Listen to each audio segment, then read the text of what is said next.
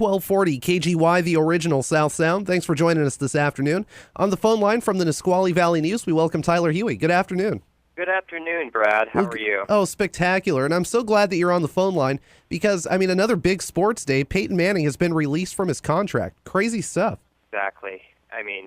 I've figured there's probably, 5, 8, 10 teams that are really going to want him, and Seahawks, by all accounts, are at the top of that list. And as a fan, reporter, whatever, as a human being, as a Washingtonian, I really want Peyton Manning. Oh, I agree. If we had a healthy, even halfway healthy Peyton Manning to go with, Golden Tate, Sidney Rice, some of that great receiving core, I think we could have a shot at going deep in the playoffs. I wouldn't say a great receiving core, but it's certainly respectable. And, just look at all the no-names that Peyton made huge. Austin Collie, who the heck is that? Brandon Stokely or something like that. There were nobodies until he came around. Oh, Marvin Harrison, to an extent. He wasn't the Marvin Harrison until he had Peyton throwing him the ball. I wouldn't go that far. Marvin Harrison's really good, but of course Peyton made him better, and he'd make everyone better. Oh, most definitely. I know maybe there's some fools out there, but they'd be like, "Oh, he's had 4 neck surgeries in the past 2 years, and what if he gets hurt?" and blah blah blah. Several doctors have cleared him to play, and Manning wants to play. Manning even said that he wanted to play. He wanted to finish out his career in Indianapolis, but Colts owner Jim Irsay basically said no. For good reason. I'm going to draft a quarterback in April, probably Stanford's Andrew Luck. And so he said, nope, don't want to pay you all that money. And that's not even really, money doesn't even really seem to be the case why he didn't want him. He just wanted to start over. So Peyton still wants to play, and I guarantee you he wants to stick it to him. Oh, sure, as any great competitor would. But, going back to the Seahawks receiving core and you saying that Peyton Manning made a lot of players from no-names to superstars, I think we have that kind of potential here. We got Sidney Rice, we got Golden Tate, we got all these strong receivers that in a lot of cases we don't know how strong they really are because they got Tavares Jackson throwing them the ball. Well, a couple of years ago, Sidney Rice did awesome when he was playing with Brett Favre. I don't have the stats in front of me, but he made the Pro Bowl and all that, and I clearly think that he could do that to Rice. And think about Zach Miller, the stud tight end we got from Oakland last year. He was awesome the past few years with the Raiders. Oh, yeah. And then he came to Seattle, and he had Tavares Jackson, and he just disappeared. You never heard anything from him. I guarantee that he would treat – I guarantee if Peyton Manning did sign with the Seahawks, he would treat Miller pretty much how he did Dallas Clark in Indianapolis, made him a star. Right, and John Carlson, too.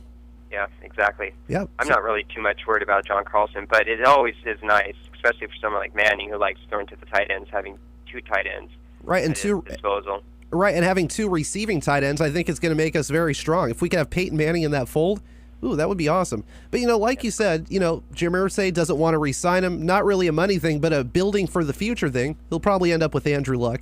But let's not jump to any conclusions. Peyton Manning is nobody's quarterback of the future, but he might be kind of a patch until we can find a real quarterback. Well, he would be our quarterback. If we did get him, he would be Seattle's quarterback of the future, because you figure he could probably play, 3 more years of it at an elite level, and then from there you could figure out what you wanted to do. But oh, that's true. But let's be honest, he's been in this league for 14 years, since 1998. His best days are probably behind him. But yeah, a good 2-3 year fix, and we find out who's going to be that quarterback of the long-term future, maybe. I heard this interesting thing this morning. Rich Simony of ESPN New York reported that the Seahawks will come out, quote, checkbook blazing in pursuit of Manning.